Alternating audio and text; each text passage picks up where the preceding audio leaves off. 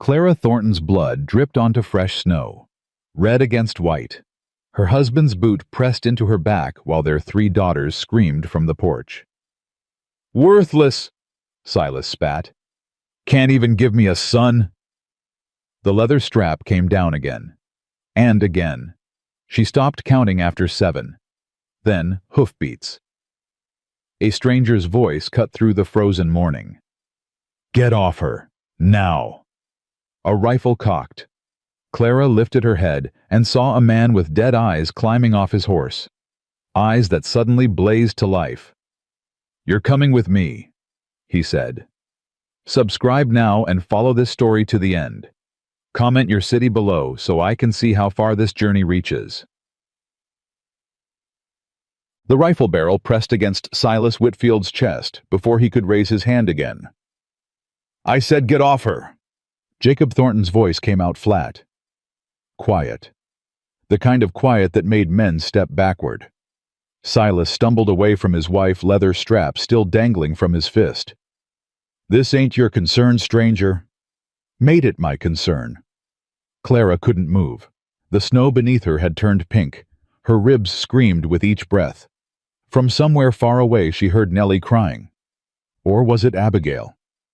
She couldn't tell anymore, couldn't think past the pain. "That's my wife." Silas puffed up his chest. "My property.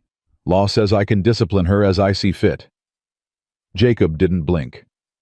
"Law also says I can shoot a man threatening me. You're threatening me." "I ain't. Your hand's moving toward your gun. That's a threat." Jacob tilted the rifle. "Try it, please." The 2 men stood frozen. Clara felt hands on her shoulders.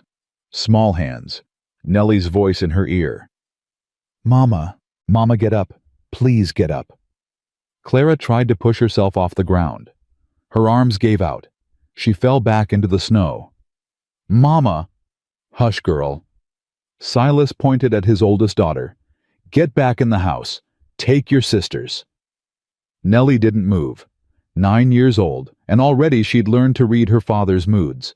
She'd seen what happened when she left her mother alone. "I said leave the child be." Jacob stepped forward. The rifle never wavered. "Ma'am, can you stand?" Clara tried again. This time she made it to her knees.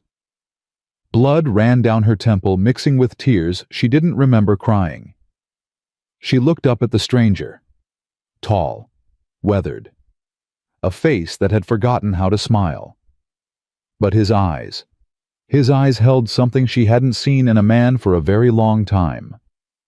Kindness. Buried deep, but there. "I can try," she whispered. Jacob reached down with his free hand. Clara flinched. She couldn't help it. 6 years of marriage had taught her what happened when a man's hand came toward her face. But this hand didn't strike. It waited, palm up, patient. She took it. He pulled her to her feet like she weighed nothing. The world spun. She grabbed his arm to steady herself. "Easy, ma'am. I got you." Silas moved. Jacob's rifle swung back. "Don't. You can't just take her. There's laws." "There's also decency." Jacob guided Clara toward his horse. "Seems like one matters more to you than the other. I'll have the sheriff on you by noon. You do that." Nellie appeared at Clara's side, dragging Abigail by the hand. 6-year-old Abigail clutched her younger sister Rosie, who wailed into her shoulder. "Please, mister." Nellie's voice shook. "Please don't leave us with him." Jacob looked at the 3 girls. Something cracked behind his eyes. Something old and painful. He stood very still for a long moment. Then he lifted Rosie from Abigail's arms. "Come on, all of you. Now wait just a damn minute." Silas lunged forward. Jacob spun. His fist connected with Silas's jaw. One punch. Clean. Hard. Silas dropped into the snow and didn't get up. "Horse can carry all of us if we go slow," Jacob said. His voice had gone rough. "Ma'am, you ride in front. Hold the little one. Girls behind me. Hold on tight." Clara stared at her husband lying unconscious in the snow. 6 years of fear, 6 years of silence, 6 years of convincing herself this was what marriage meant. "Ma'am, we need to go before he wakes." She looked at the stranger. "I don't even know your name." "Jacob. Jacob Thornton." He helped her onto the horse. "We can talk names later. Right now, we ride." They rode in silence for the first mile. Clara held Rosie against her chest, feeling the child's small heart racing. Behind her, Jacob's arms bracketed all of them as he held the reins. Nellie and Abigail clung to his coat, their small bodies pressed between the adults. The cold bit through Clara's thin dress. She'd run out without a coat, without shoes. She hadn't been thinking, hadn't planned. When Silas started swinging the strap, something inside her had finally snapped. She'd screamed back. First time in 6 years. That's when he'd dragged her outside. "You're bleeding bad, ma'am." Clara touched her temple. Her fingers came away red. "It'll stop." "Got a place 8 miles north. Warm, safe. Nobody'll bother you there." "Why are you doing this?" Jacob didn't answer right away. The horse's hooves crunched through frozen grass. Wind cut across the empty prairie. "Because somebody should," he finally said. "You don't know me. Don't know what I done." Maybe he had reason. "No." The word hit like a slap. Clara flinched. "No man has reason to beat a woman bloody in front of her children." Jacob's voice stayed quiet, but something dark ran underneath. "No matter what she done, no matter what anyone says, that ain't discipline. That's cruelty." Clara felt tears building. She fought them down. Crying solved nothing. She'd learned that early in her marriage. Abigail shifted behind Jacob. "Mister, is Papa gonna find us?" "Not today, little miss. But tomorrow? Tomorrow we figure out tomorrow. Today we get warm." Nellie spoke up. "He'll come. He always comes. Mama ran once before. He found her, beat her so bad she couldn't walk for a week." Jacob's arms tightened on the reins. "That's so. He said if she ever ran again, he'd kill her. Said the law would call it justice. Said she was his to do with as he pleased." "Nellie," Clara's voice cracked. "Hush now." "But Mama—" "Let her speak, ma'am." Jacob guided the horse around a frozen creek bed. "It's important I know what I'm dealing with." "You're dealing with a mess," Clara said bitterly. "A stupid woman who should have run years ago. Should have taken my girls and disappeared. But I didn't have nowhere to go. No family, no money. Everything I own belongs to him. Even these clothes on my back." "Not anymore." "You don't understand. The law—" "I understand plenty." Jacob pulled the horse to a stop. He climbed down, then reached up to help Clara dismount. "Understand that the law protects men like your husband and leaves women like you to suffer. Understand that folks would rather look away than get involved. Understand that you ain't got many choices, and none of them good." He lifted the girls down one by one. Rosie immediately reached for Clara, whimpering. "I also understand," Jacob continued, meeting Clara's eyes, "that sometimes a man's gotta make his own law. Sometimes doing right means the world calls you wrong. They'll come for me, for us. Let them come. You could die, for strangers, for a woman you don't even know." Jacob turned away, started walking. The horse followed. "Already died once, ma'am, 5 years ago. Been walking around since then, but I ain't been living. Might as well do something worth doing before it catches up." Clara gathered her daughters, followed this strange, broken man across the frozen prairie. She didn't understand him, didn't trust him, couldn't trust any man, not anymore. But she had no choice. Behind her lay certain death. Ahead lay uncertain hope. She chose hope. The cabin appeared as the sun touched the horizon. Small, rough-hewn logs. A barn twice its size standing nearby. Smoke should have been rising from the chimney, but there was nothing. The place looked abandoned. "Home," Jacob said. The word came out hollow. "You live here alone. Have for 5 years." He dismounted, helped the girls down. "Cabin's got one room, fireplace, bed, enough blankets. You'll stay inside. I'll take the barn." Clara's legs nearly buckled when she hit the ground. She caught herself on the horse's flank. Jacob's hand steadied her elbow. "Easy. You took a bad beating." "I've had worse." He flinched, like her words had hurt him somehow. "That ain't right, ma'am. Nobody should have to say that." She didn't answer, just gathered Rosie into her arms and followed him toward the cabin. Inside it was cold, dusty, but clean beneath the dust. A bed against one wall, a table with 2 chairs, a fireplace with logs stacked beside it, and on the mantel a small carved wooden horse. Nellie noticed it first. "Pretty horse." Jacob's whole body went still. "Don't touch that." The sharpness in his voice made all 3 girls shrink back. Clara stepped in front of them. "They won't touch nothing that's yours. We'll stay out of your way. Soon as I can, we'll leave." Jacob closed his eyes. When he opened them, the hardness had faded. "Forgive me. That was... It was my daughter's. Made it for her before she was born. She never got to see it." Clara's heart clenched. "Your daughter." "She died. Her and her mama both. Birthing went wrong." Jacob knelt by the fireplace, started building a fire. His hands moved mechanically. 5 years ago. Winter like this one.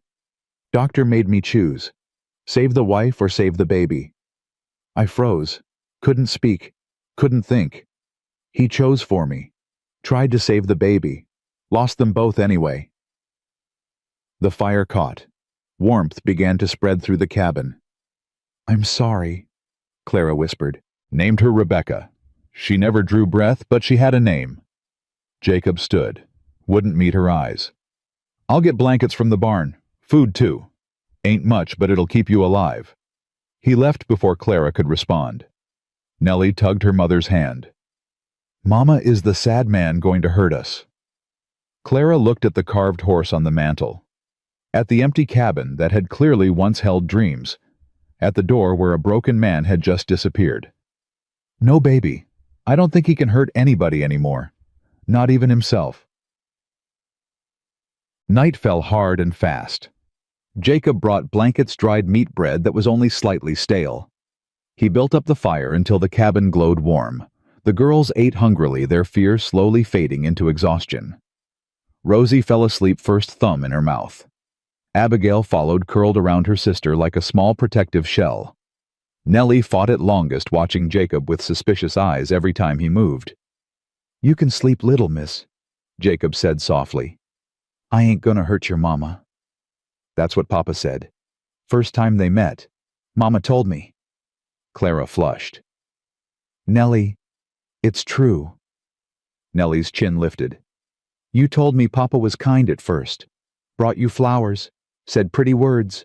Then you married him, and he changed." "Your mama's smart to teach you that," Jacob said. "Men can lie easy, especially to women they want something from. So how do we know you ain't lying?" "You don't." Jacob pulled on his coat. "Only time tells truth. I ain't asking you to trust me tonight. Just asking you to sleep warm and safe. Tomorrow you can decide if I earned any more than that." He headed for the door. "Mr. Jacob." Nellie's voice stopped him. "Why'd you help us? Really?" Jacob's hand rested on the doorframe. He didn't turn around. "Because I was riding past. Because I heard screaming. Because when I was 12 years old, I watched my pa beat my ma bloody every Saturday night and didn't do nothing about it." His voice dropped. "She died when I was 14. Just gave up living. And I promised myself I'd never stand by again. Never look away when someone needed help." He opened the door. Cold air rushed in. "But you couldn't save your wife and baby." Clara gasped. "Nellie." "It's all right, ma'am." Jacob finally looked back. His eyes glistened in the firelight. She's right. Couldn't save them. Couldn't save my ma neither. Maybe I can't save you, but I can try. That's all any of us got in this life. The trying. He stepped out into the cold. Nellie lay down beside her sisters. Her hand found Clara's. Mama. Yes, baby. I think maybe he's telling truth. Clara stroked her daughter's hair. I think maybe he is too. Does that mean we're safe now? Clara looked at the barricaded door, at her sleeping daughters, at the warm fire and the carved horse on the mantel.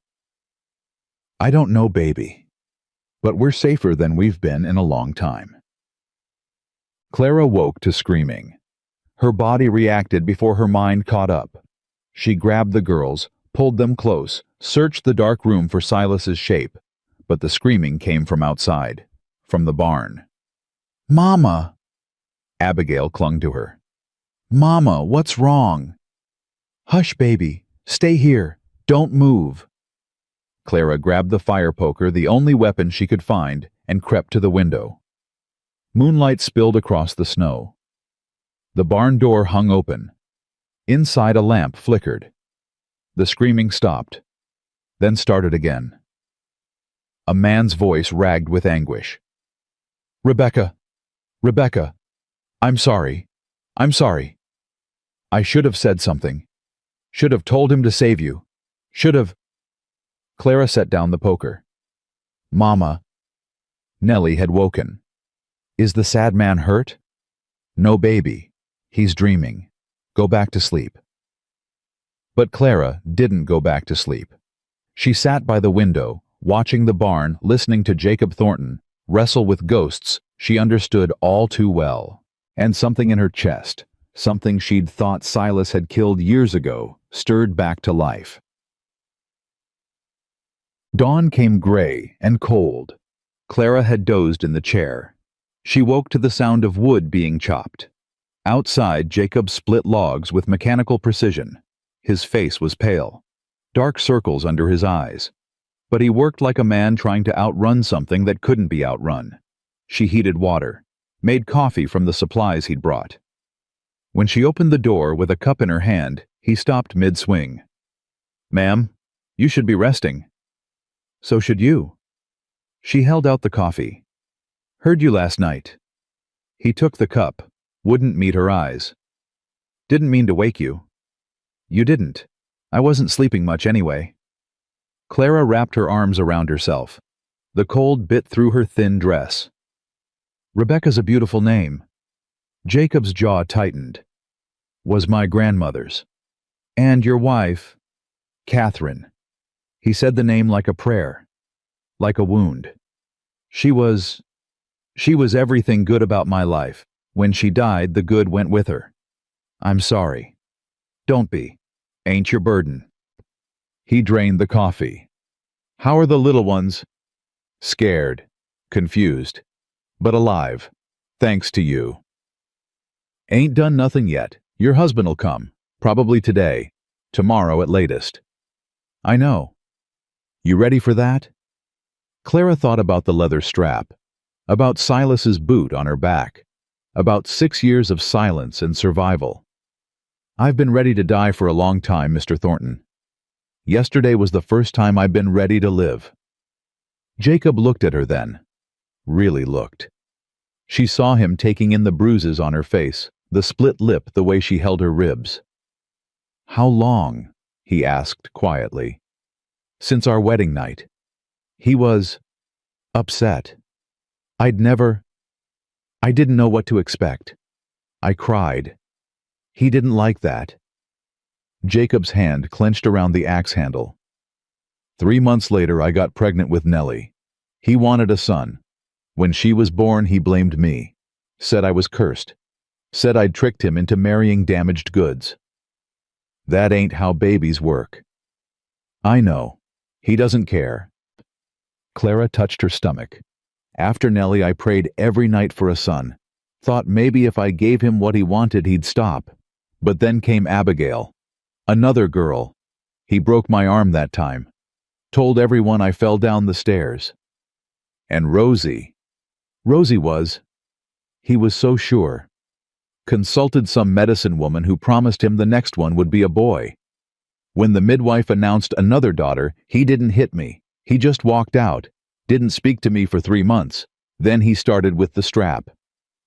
Jacob set down the axe. I'm gonna ask you something, ma'am, and I need you to answer true. All right. If he comes today, if he brings the sheriff and the law and all the power men like him got in this world, and if they say you gotta go back, what do you want me to do? Clara looked at this stranger who'd saved her life, this broken man living alone with his ghosts. I want you to let me go. Ma'am. No, listen. She stepped closer.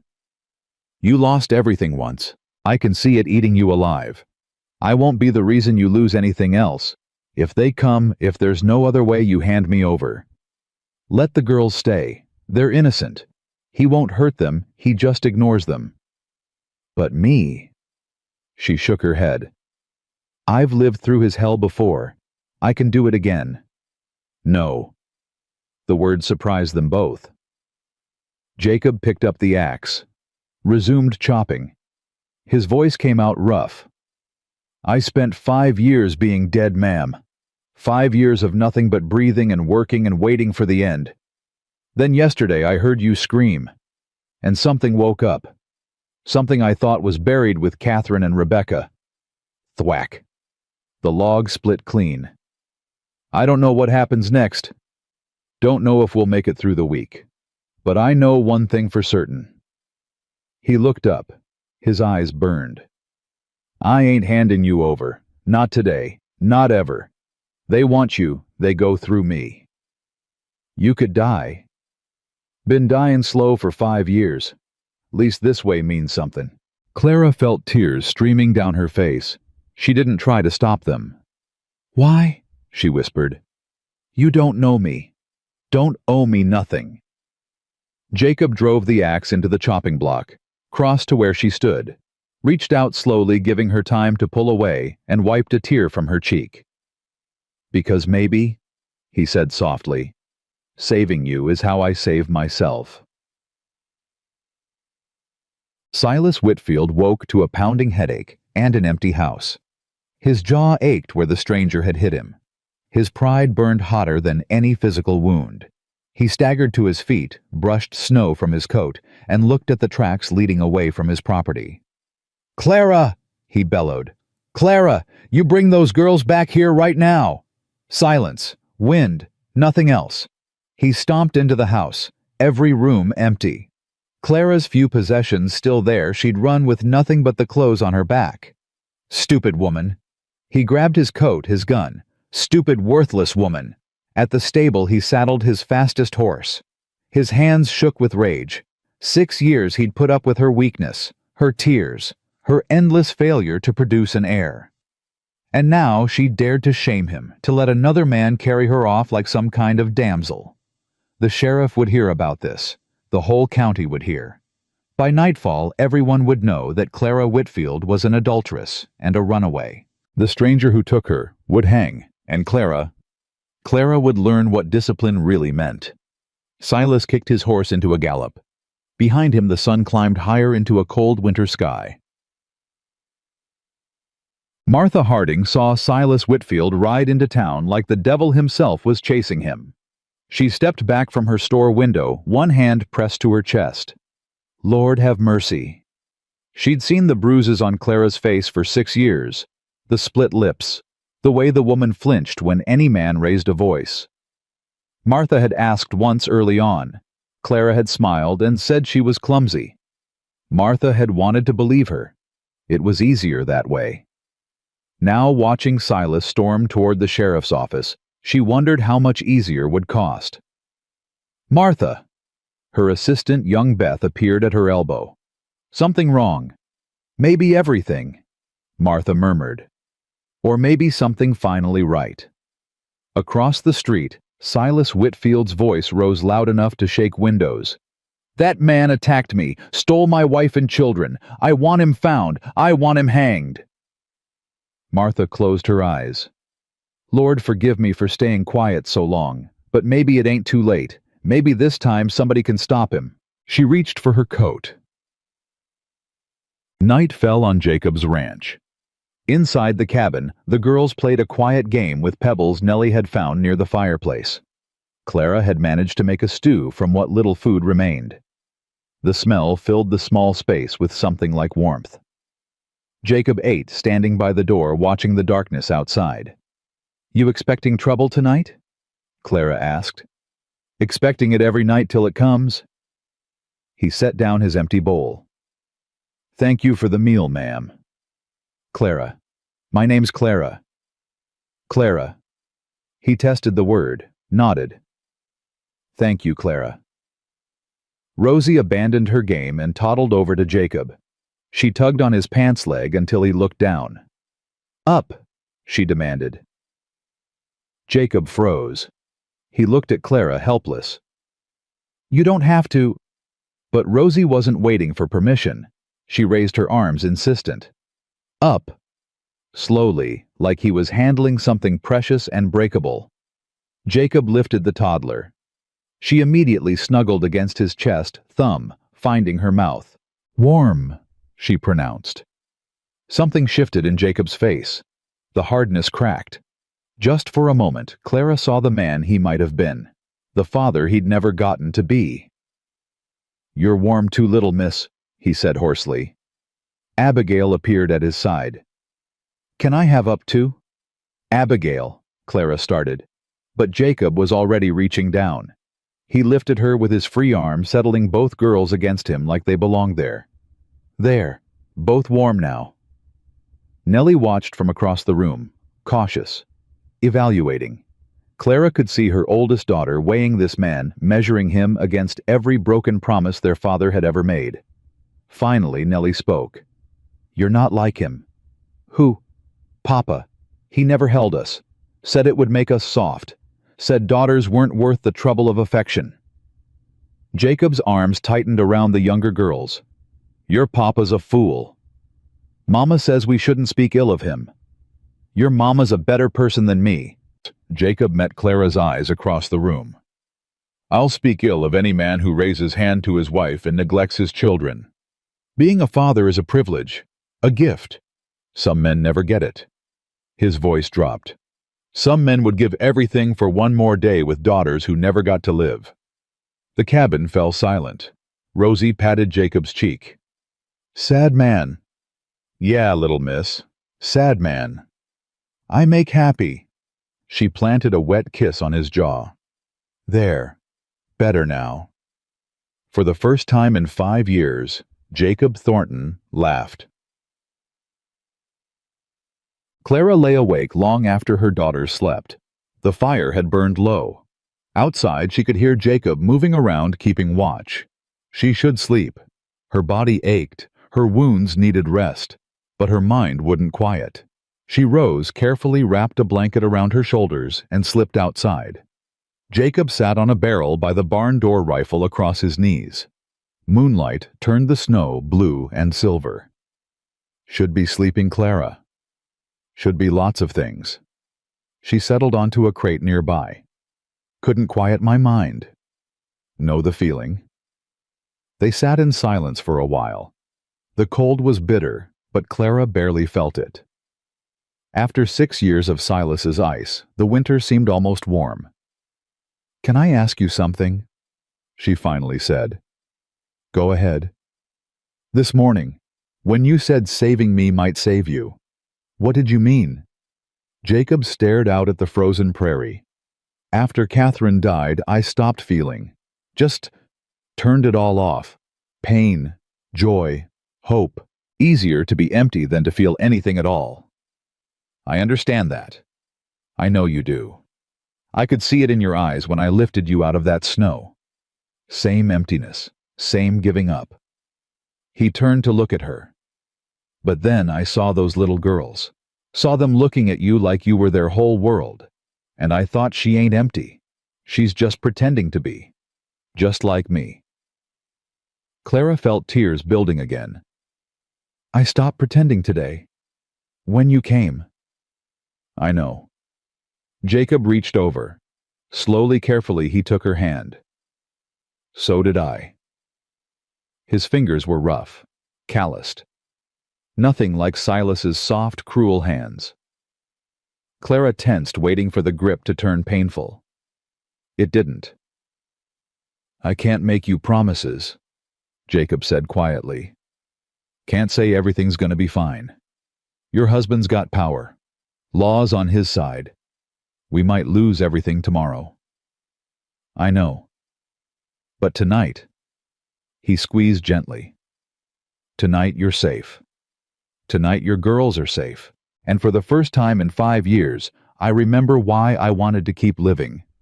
Clara turned her hand in his, laced their fingers together. Then tonight, she whispered, is enough. They sat together under the stars, two broken people holding pieces of each other. And somewhere in the distance, wolves howled at the winter moon, warning of storms to come. Morning brought hoofbeats. Clara woke to Jacob shaking her shoulder. Get the girls. Cellar behind the barn. Go now. She didn't argue, didn't ask questions, just gathered her daughters and ran. The root cellar was cold and dark and smelled of earth. Clara pressed her children against her chest and listened.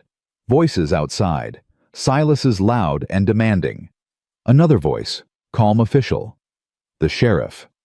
Thornton, we know they're here. Send out the woman and children, and this goes easy. Jacob's response was too quiet to hear. Don't be a fool, man. You're harboring another man's wife. That's kidnapping.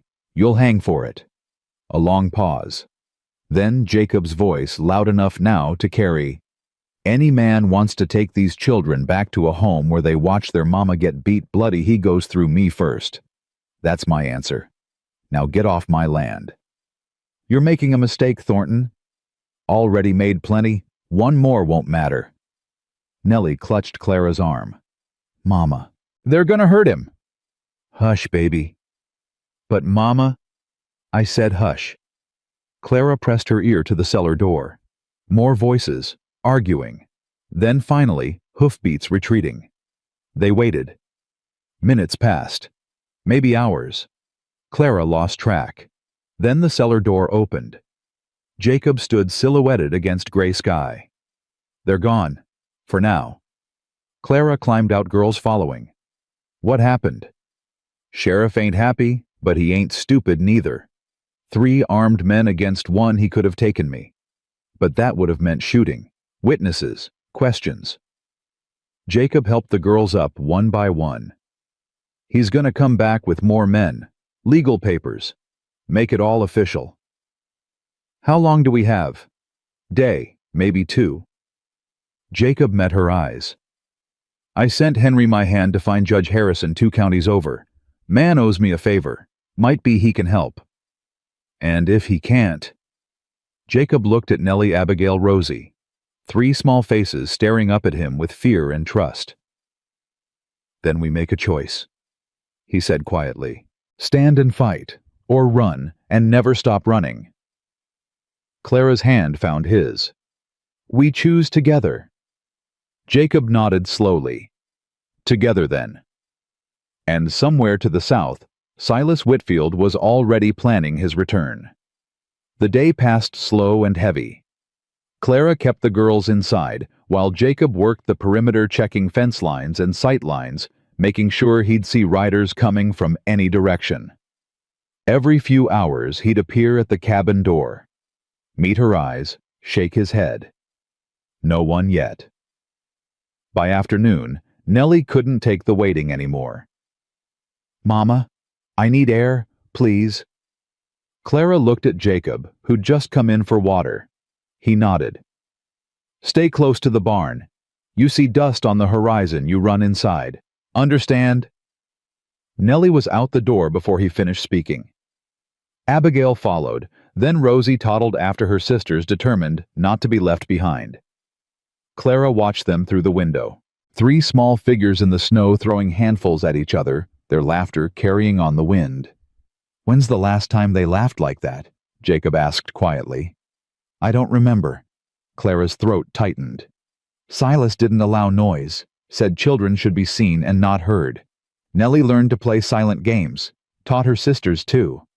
Jacob stood beside her at the window, close enough that she could feel warmth radiating from his body. That ain't no way for children to live. I know.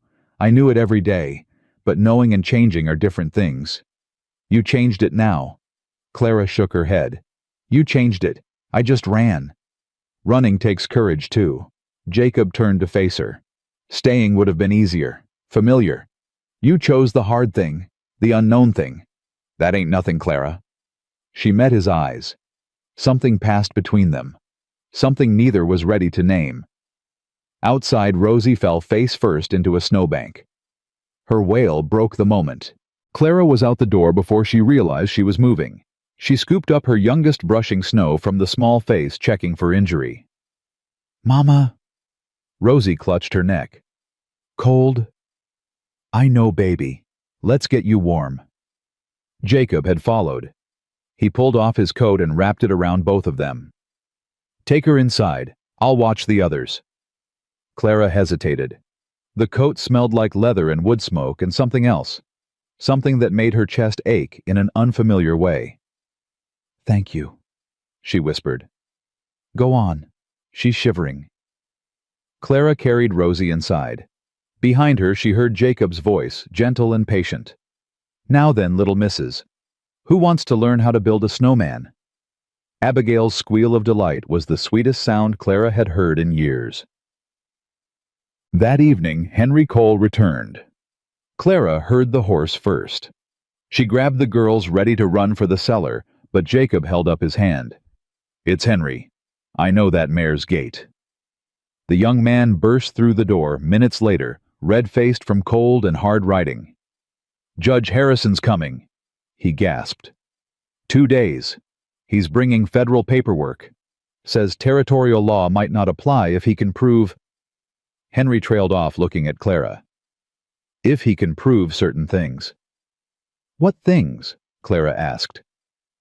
Henry shifted uncomfortably. Ma'am, begging your pardon, but he needs to see. The evidence.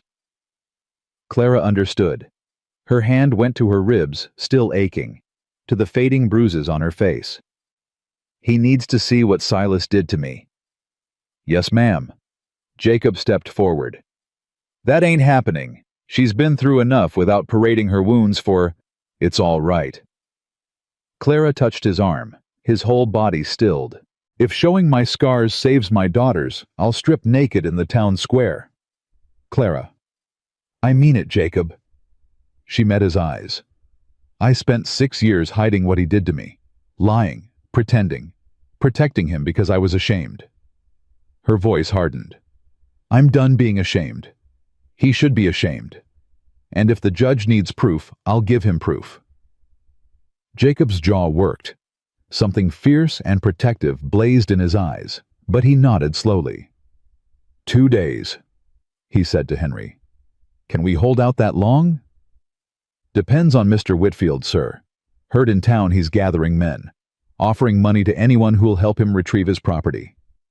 Henry spat the word like it burned his tongue. Begging your pardon, ma'am. No pardon needed. I know what he calls me. How many men? Jacob asked. 6, maybe 7 by now. Sheriff Garrett, too, though he don't look happy about it. Garrett's a coward, not a villain. Jacob ran a hand through his hair. He'll follow the law, whatever he thinks that is. If we can hold till the judge arrives. Big if, sir. Only kind we got. Henry nodded. I'll take first watch. You look like you ain't slept in days. I'll sleep when this is over. You'll sleep now. Clara's voice surprised them all, including herself. I'll sit up with Henry. The girls are finally settled, and you're no good to anyone exhausted. Clara. Don't argue with me, Jacob Thornton. She folded her arms. I spent 6 years being told what to do. I'm done with that too. Go. Sleep. That's not a request. Henry coughed to hide a laugh. Jacob stared at Clara like he was seeing her for the first time. Yes, ma'am, he said finally, and to her astonishment he smiled. small and rusty like a door opening after years closed, but real. He headed for the barn. At the door, he paused. Clara. Yes. Thank you for being bossy. He was gone before she could respond. Henry cleared his throat. Ma'am, if you don't mind me saying, I ain't seen Mr. Thornton's smile in 5 years. Whatever you're doing, keep doing it. Clara felt heat rise in her cheeks. I'm not doing anything. If you say so, ma'am. Henry tipped his hat. I'll be outside. The night stretched long and cold. Clara sat by the fire mending one of Abigail's dresses that had torn during the snow play. Her daughters slept in a tangle of limbs on the bed, peaceful as she'd ever seen them. Henry's boots crunched outside, making regular circuits. Reassuring sounds. Someone keeping watch. Around midnight, she heard different footsteps. Heavier.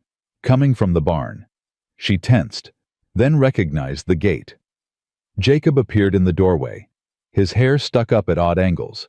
His eyes were still heavy with sleep. Couldn't stay down, he said. Thought I heard. All quiet. Henry's walking the perimeter. Good. Good. He stood awkwardly like he wasn't sure what to do with his hands. I could make coffee. I'd like that.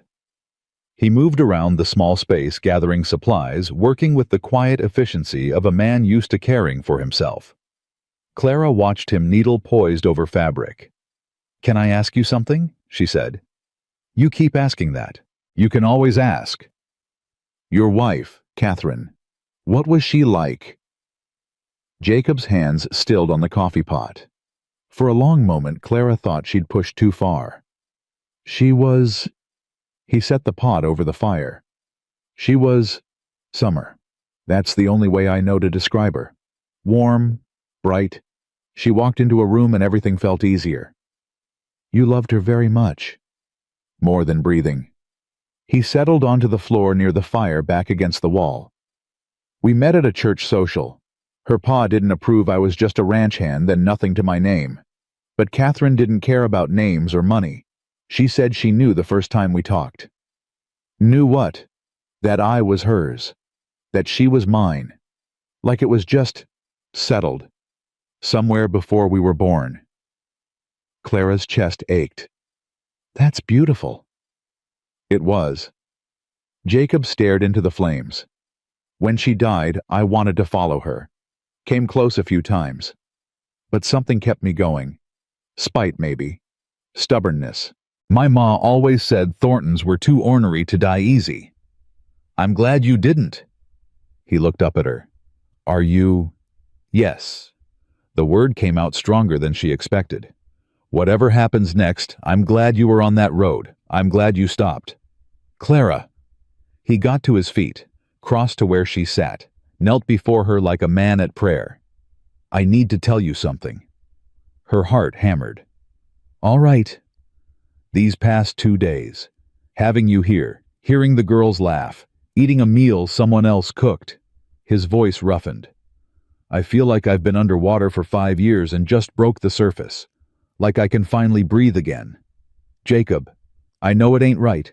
I know you're still married. I know your husband's coming with guns and law and every advantage a man can have. He took her hand, slowly, giving her time to pull away. She didn't. But if we only got 2 days, I want you to know. You brought me back to life, Clara. You and those 3 girls. Whatever happens, that's real. That matters. Clara felt tears sliding down her cheeks. I don't deserve... Don't. His grip tightened. Don't tell me what you don't deserve. You deserve everything good in this world. Everything your husband stole from you. Everything you stopped believing you could have. You don't know that. You don't know me. I'm not... I know you threw yourself between your children and a monster. I know you survived 6 years of hell without breaking. I know you found the courage to run. Jacob lifted her hand to his lips, pressed a kiss to her knuckles. I know enough. Clara couldn't speak, couldn't think. 6 years of being told she was worthless, damaged, cursed. And here was this broken, beautiful man looking at her like she hung the moon. I'm scared, she whispered. Me too. What if he wins? What if they take me back? They won't. But if they do? Clara. Jacob cupped her face in his hands. Listen to me. I lost Catherine because I froze. Because I couldn't speak when it mattered. I won't make that mistake again. You hear me? I will not let him take you back. Not while I'm breathing. You could die. Then I die doing something that matters. He rested his forehead against hers. First time in 5 years that's been true. They stayed like that, breathing the same air, holding on to each other in the firelight. Outside the wind howled. Inside something fragile and new took root. Mama! They sprang apart. Nellie stood by the bed rubbing her eyes. I heard voices. Is Papa here? No baby. Clara crossed to her daughter, heart still racing. Just me and Mr. Jacob talking. Go back to sleep. Nellie's eyes moved between them. 9 years old, but wise beyond her years. Were you holding hands? Clara flushed. Nellie! It's okay if you were. Nellie climbed back into bed, settling beside her sisters. I like him better than Papa. He's got kind eyes. She was asleep again in moments. Jacob appeared at Clara's shoulder. Smart girl. Too smart sometimes. She's right, though, about one thing. Which thing? My eyes. Jacob's voice dropped. They feel kinder when they're looking at you. Clara turned, found him closer than she expected, close enough to count the lines around his eyes, the threads of silver in his hair. Jacob, we can't. I know, not yet. Not while things are unsettled. He stepped back, created distance. But when this is over, if we survive it, I want you to know my intentions. Your intentions. To court you proper, the way you deserve, flowers and everything. A ghost of that rusty smile. I ain't got much to offer. This broken down ranch and a broken down man. But whatever I got, it's yours. If you want it. Clara felt something crack open in her chest.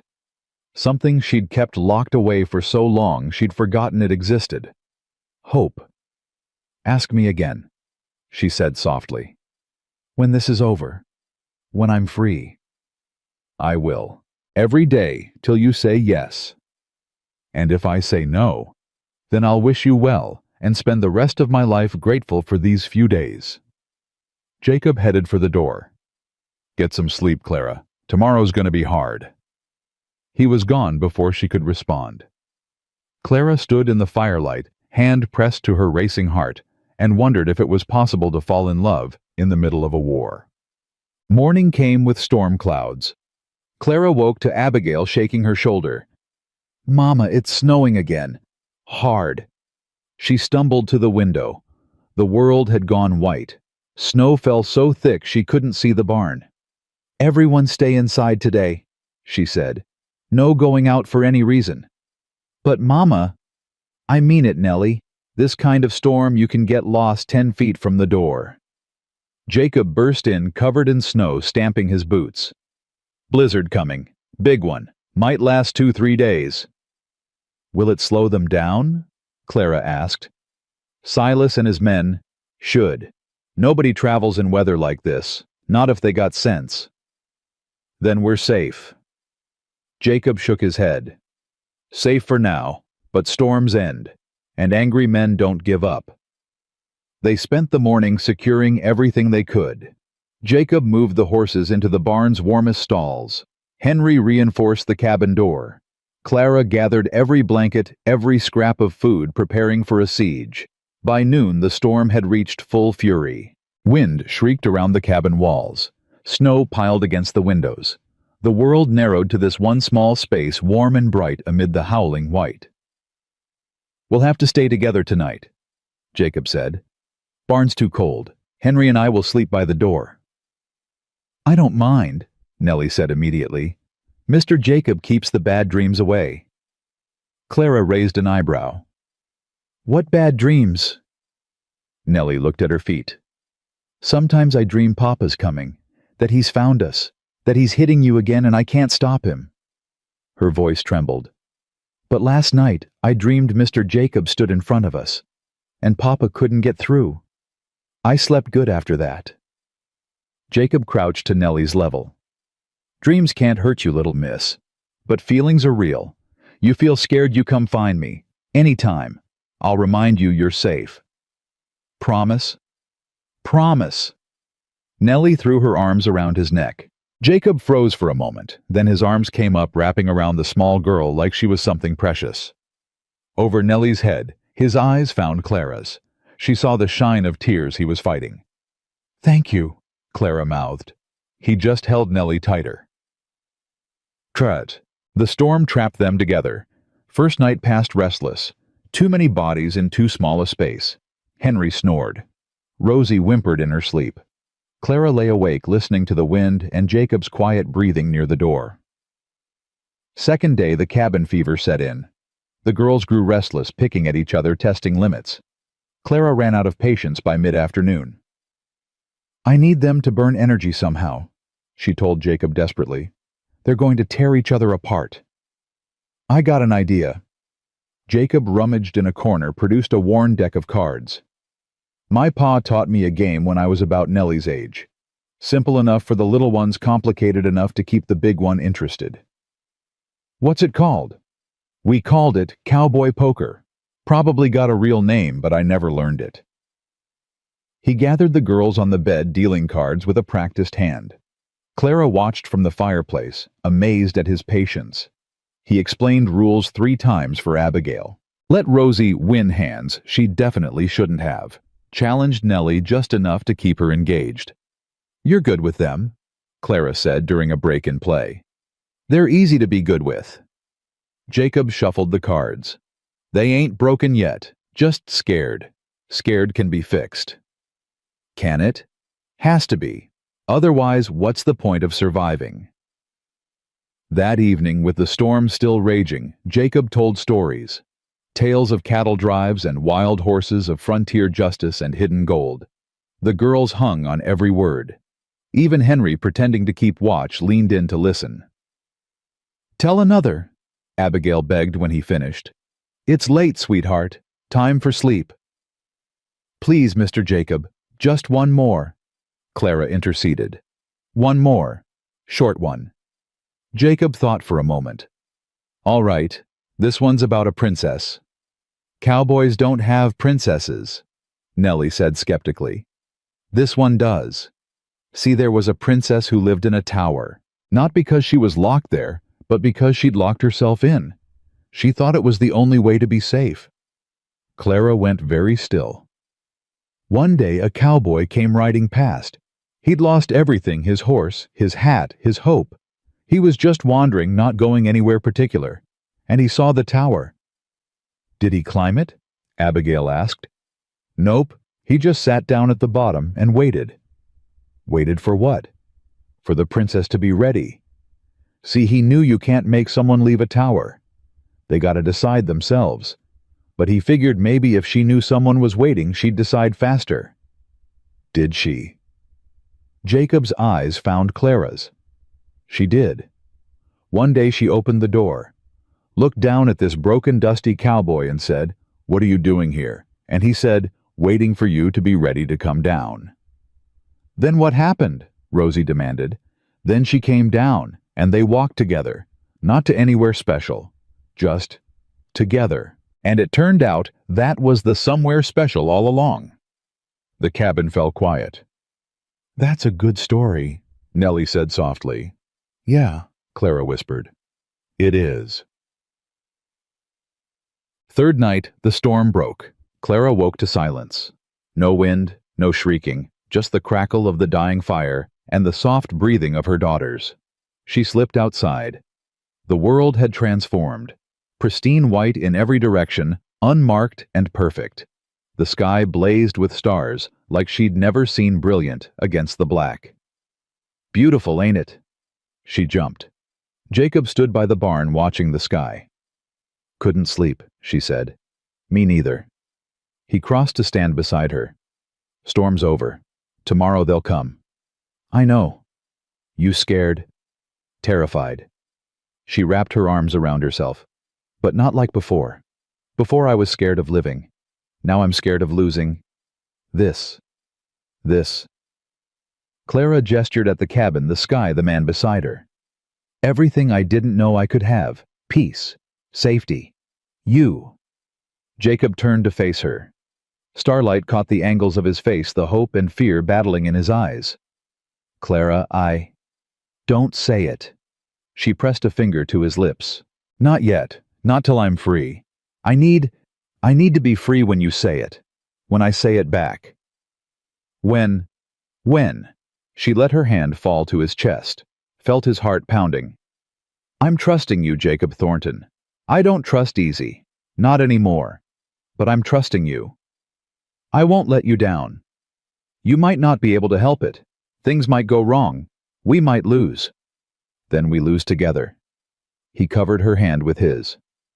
But Clara, I gotta say one thing. Not the thing, but one thing. What? You gave me a reason to be human again. Whatever happens tomorrow, that don't change. You understand, that's done. That's real. Nobody can take it back. Clara felt tears freezing on her cheeks. Maybe we saved each other. Maybe we did. They stood together under the stars, two wounded souls finding shelter in each other. The storm had passed. Dawn would bring danger, but tonight, for one perfect moment, they had peace. Then far in the distance, a wolf howled. And another answered. Real wolves were coming. And they wouldn't be the four-legged kind. Dawn came bloody and red. Clara stood at the window watching the sun rise over snow that still looked peaceful, still looked safe. But she knew better now. Peace was borrowed time. Safety was an illusion. They'll come today. Jacob's voice came from behind her. Storm's cleared. Roads will be passable by noon. I know. You ready? Clara turned to face him. No, but I'm done waiting. Jacob nodded slowly. Something shifted in his expression. Respect, maybe, or recognition. I need to ride into town, get supplies, see what Silas is planning. That's dangerous. Staying blind is more dangerous. He pulled on his coat. Henry'll stay with you. Don't open the door for anyone but me. Anyone. Jacob. I'll be back before dark, I promise. He was gone before she could argue. Boy. The ride into town took 2 hours through fresh snow. Jacob kept his rifle loose across his saddle eyes, scanning every hill and hollow. The world looked clean after the storm, but he knew better. Clean things got dirty fast out here. Haven Creek appeared mid-morning, smoke rising from chimneys. People moving through streets they'd shoveled clear. Normal. Peaceful. Like nothing was wrong. Jacob dismounted outside Harding's general store. Martha Harding herself appeared in the doorway before he reached the steps. Mr. Thornton, you shouldn't be here. Need supplies. You need to leave. Martha glanced up and down the street. Silas has been in town every day since the storm started. Talking, buying drinks, making promises. What kind of promises? The kind backed by money. Martha lowered her voice. He's got 7 men now. Sheriff Garrett's with them, though he looks like he'd rather be anywhere else. They're planning something. When? Today. Tomorrow. Soon as Silas decides he's got enough force. Martha grabbed Jacob's arm. That woman and her girls, they're still with you. Yes. Then get them out. Tonight. Head west and don't stop. Can't do that. Stubborn fool. You'll get yourself killed. Maybe. Jacob met her eyes. But I ain't running. Not from the likes of Silas Whitfield. Martha studied him for a long moment. Then she sighed. Wait here. She disappeared into the store, came back with a bundle wrapped in cloth. Ammunition, bandages, medicine. Don't ask what it cost, I ain't charging you. Mrs. Harding. That woman came into my store 2 years ago. Bought fabric for a dress. She had a black eye, she said came from a door. Martha's voice hardened. I knew, and I didn't do nothing. Let me do something now. Jacob took the bundle. Thank you. Thank me by keeping them alive. Martha pushed him toward his horse. Now go, before someone sees you talking to me. Jacob mounted, started to turn his horse. Mr. Thornton. He looked back. There's others, Martha said quietly. Others who know, who've seen. We've all been too scared to speak.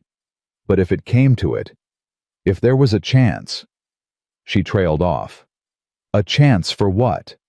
To do the right thing. Finally. Jacob nodded slowly. I'll remember that. He rode out of town with 7 pairs of eyes following him. And somewhere behind one of those windows, Silas Whitfield watched and smiled. He's back! Nellie's shout brought Clara running to the window. Jacob's horse appeared over the hill moving fast. Too fast. Clara's stomach dropped. She grabbed the girls, pushed them toward the cellar. No, Mama, Nellie struggled. It's Mr. Jacob.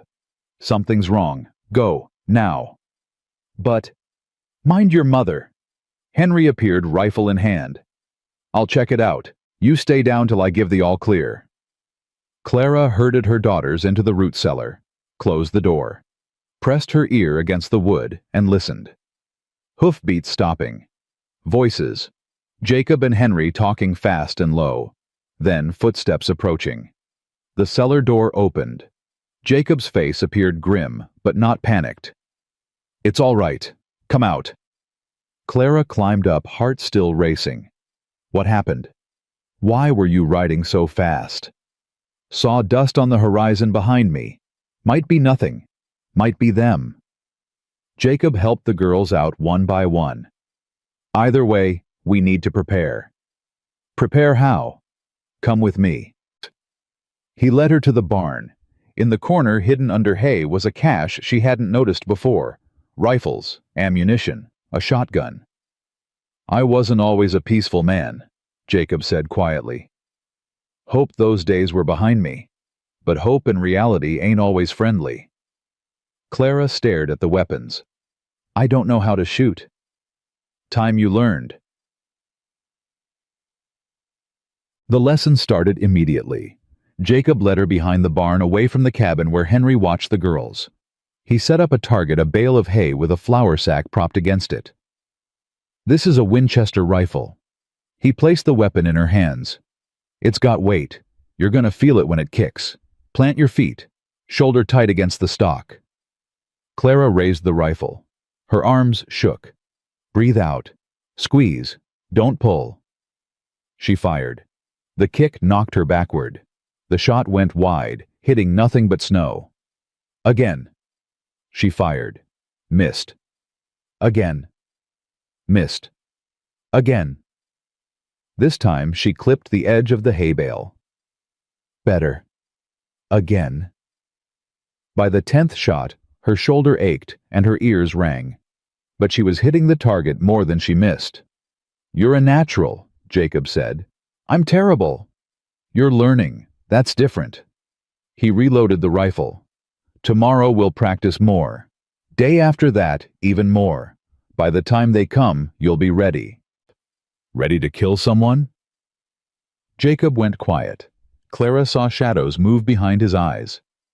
Ready to defend yourself, he said finally. Killing's easy. Living with it's hard. But watching someone hurt the people you love and not being able to stop it. He shook his head. That's the hardest thing of all. You're speaking from experience. I watched my ma die slow. Watched my wife and daughter die fast. Both times I couldn't do nothing. Jacob's voice dropped. I won't watch that again, and neither will you. Clara looked at the rifle in her hands. Heavy, cold, deadly. Teach me more, she said. That night they saw torches. Clara spotted them, first pinpricks of light on the southern horizon, moving slowly closer. Jacob! He was at the window in seconds. His jaw tightened. "How many?" Clara asked. "4, maybe 5. Hard to tell."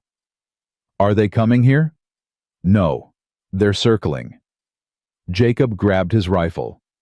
"Letting us know they're out there. Letting us know we're being watched." "Psychological warfare," Henry said from the door. "Saw it in the war. They want us scared. Want us to run or surrender before they have to fight." "Will it work?" Clara hated how small her voice sounded. "Not on me." Jacob checked his ammunition. "You scared?" "Yes." "Good. Fear keeps you sharp." He moved toward the door. "I'm going out. Need to know how many, how close." "Jacob, no." "Henry, stay with them. Anyone approaches you, shoot first and ask questions after." "Jacob." But he was already gone, slipping into the darkness like a shadow. Clara stood at the window, watching the torches circle like wolves around a wounded deer. Behind her, Rosie whimpered in her sleep. Abigail clutched her sister tighter. Nellie appeared at Clara's side, her small face pale but determined. "Is Mr. Jacob going to be okay?" "Yes, baby." "You don't know that." Clara looked at her oldest daughter. 9 years old and already too wise for comfort. "No, I don't. But I believe it. Sometimes that's all we got." Nellie took her mother's hand. "I believe it too. He promised to keep the bad dreams away. He can't do that if he's dead." Despite everything, Clara almost smiled. "That's solid logic." "I know. I'm smart." They stood together watching the torches, waiting for Jacob to return. 2 hours later, he did. Clara heard the signal. 3 quick knocks, paused 2 more, and threw open the door. Jacob stumbled inside, breathing hard sweat freezing on his face despite the cold. 6 men, he gasped. "Silas the sheriff, 4 others I don't recognize. They've made camp about 2 miles south, got a fire going. Drinking. They're not attacking tonight. No, they want us exhausted. They'll hit us when they think we're weakest." Jacob peeled off his coat. "But I saw something else." "What?" "Ryder heading the other direction, fast, toward Judge Harrison's territory." "The judge?" "He should be arriving tomorrow or the next day, if my message got through, if he believed it." Jacob met her eyes. "We just need to hold on, Clara. Hold on till help comes. And if it doesn't, then we hold on anyway." Morning brought an unexpected visitor. Not Silas, not the sheriff. Reverend Samuel Tucker. Clara saw him coming from the window, a single rider, no weapons visible, moving slow and deliberate. She called for Jacob. "I see him." Jacob squinted. "That's the preacher from town. Ain't never had much dealing with him." "He's the one who married me to Silas," Clara said quietly. "He told me God blessed our union, said a wife's duty was submission." Jacob's expression darkened. "Want me to send him away?" "No." Clara straightened her shoulders. "I want to hear what he has to say." The Reverend dismounted at the property line, hands raised. "I come in peace. I'm unarmed. I need to speak with Mrs. Whitfield." Jacob stepped onto the porch, rifle visible. "You can speak from there." "Please, Mr. Thornton, I'm not here to cause trouble." "Then why are you here?" The Reverend hesitated. For the first time, Clara saw something other than certainty in his face. Doubt. Shame, maybe. "Because I've been wrong," he said, "and I need to make it right." Clara moved past Jacob before he could stop her. She crossed the yard, stopped 10 feet from the preacher. "You married us," she said. "You told me to honor and obey. You told me suffering built character." "I know." Tucker's voice cracked. "I know what I said. And I've spent 6 years watching the results and telling myself it wasn't my concern. That was cowardice dressed up as faith. Why now? Why come here now? Because I finally looked. Really looked." Tucker's hands trembled at his sides. "When Silas came to town ranting about his stolen wife, I saw something. Joy. He was happy. Happy that he'd get to punish you. And I thought, what kind of marriage brings a man joy at his wife's suffering? The kind you blessed. Yes, the kind I blessed. Tucker took a shaky breath. I've spoken to Martha Harding, to Dr. Price, to others. They told me things I should have seen for myself, things I willfully ignored. Clara felt Jacob behind her now, his presence warm and solid. What do you want, Reverend? I want to help. When this comes to a head, and it will, I want to stand witness. Tell the truth about what I've seen, what I should have spoken against years ago. Tucker met her eyes. I can't undo the damage, can't erase the pain, but I can try to make sure it ends here, that Silas Whitfield is held accountable. Pretty words, Jacob said coldly. Words are cheap. They are. That's why I'm here in person. That's why I'll stay if you'll let me until this is resolved. Tucker's jaw set. I've been a coward my whole life, Mr. Thornton. I'm 62 years old, and I've never once stood up for what's right when it cost me anything. It's time that changed. Clara studied the old preacher, the fear in his eyes, the determination fighting it. You'll testify against Silas, against the sheriff if necessary. I'll testify, even if it turns the whole town against you. Especially then. Tucker's voice steadied. I've spent my life worrying about what people think. Turns out that's a terrible way to serve God. He doesn't care about popularity. He cares about justice. And justice says that woman shouldn't be beaten by her husband. That children shouldn't grow up in fear. That men like Silas Whitfield shouldn't be protected by law and custom while their victims suffer. Clara felt something shift in her chest. Not forgiveness that would take time if it came at all, but something. A crack in the wall of isolation. You can stay in the barn, she heard herself say. Jacob will find you blankets. Clara. Jacob started. He came alone, unarmed, in full view. She turned to face him. If he was here to betray us, he picked a stupid way to do it. Jacob looked at Tucker for a long moment. Then he nodded. One wrong move, preacher. One sign you're playing us. And I'll put a bullet in you myself. Fair enough. Tucker's shoulders sagged with relief. Thank you, both of you. That afternoon, Dr. Eleanor Price arrived. She came in a small wagon medical bag at her side, face set with determination. I heard Tucker was here, she said by way of greeting. Figured if that old coward finally grew a spine, I'd better do the same. Clara stared at the woman who'd treated her wounds so many times. Dr. Price. I've got 6 years of medical records, Mrs. Whitfield. Broken bones, lacerations, contusions, all documented with dates and descriptions.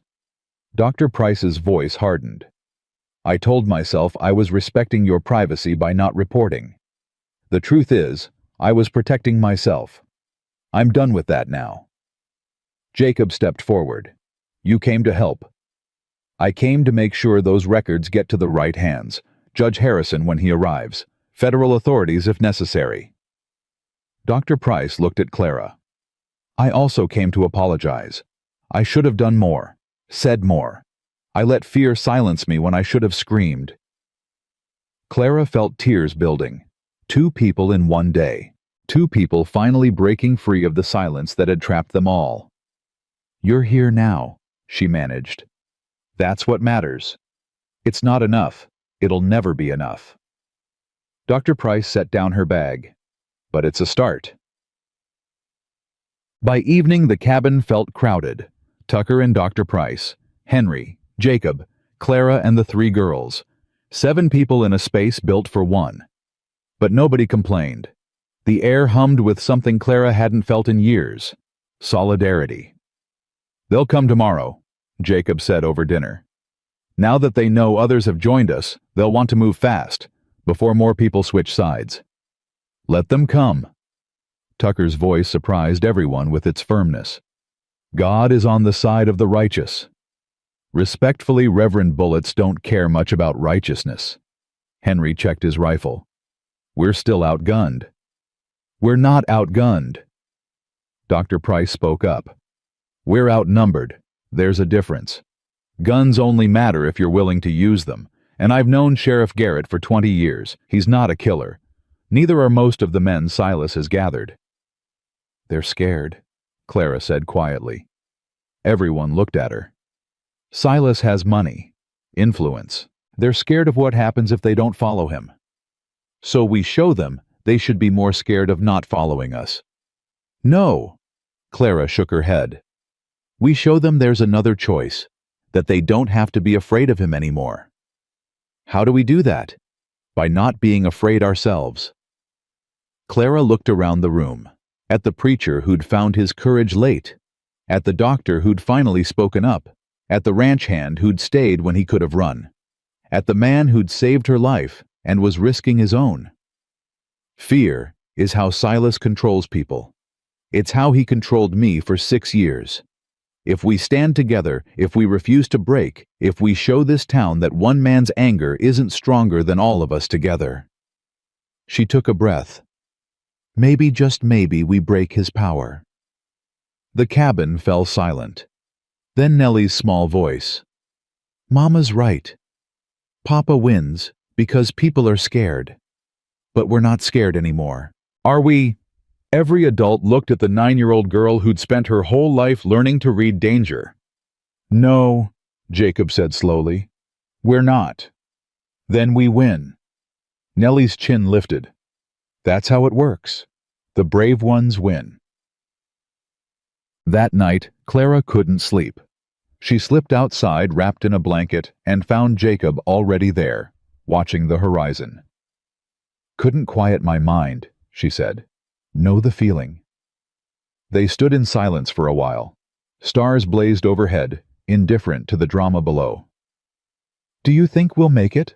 Clara finally asked. I don't know. Jacob's voice was honest.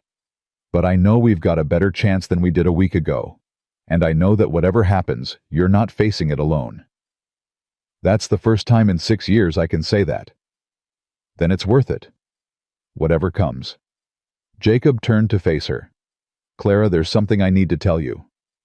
What? When I rode into town today, when I saw those torches tonight, both times I wasn't scared for myself. I was scared for you, for the girls. He took her hand. That's new for me. For 5 years I didn't care if I lived or died. Now I care. Because of you. Clara squeezed his fingers. I care too. I didn't think I could anymore, but I do. When this is over, she said softly, we'll have time. Time for everything we're afraid to say now.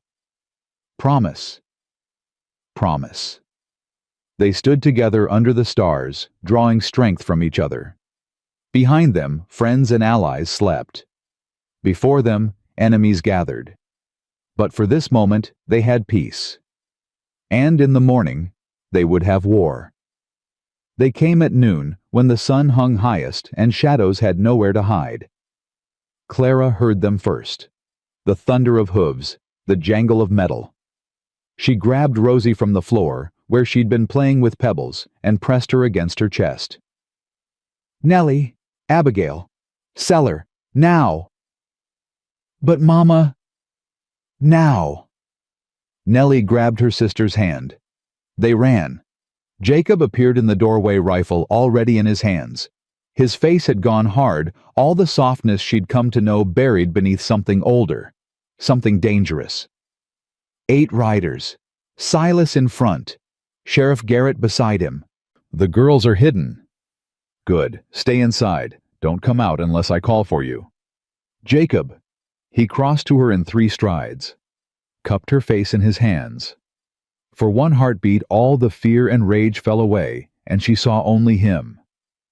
Whatever happens out there, you remember what I said. You're worth fighting for. You hear me? I hear you. He kissed her forehead. Quick. Fierce. Then he was gone.